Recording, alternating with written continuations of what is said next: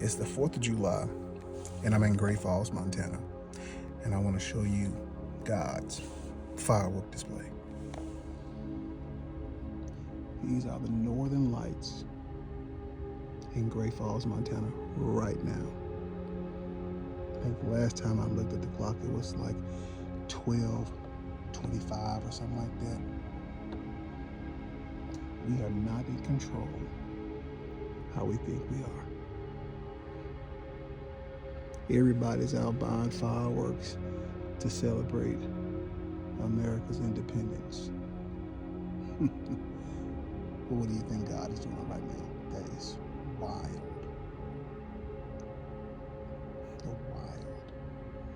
Thank you, Lord, for everything that you've done. Thank you for this firework display.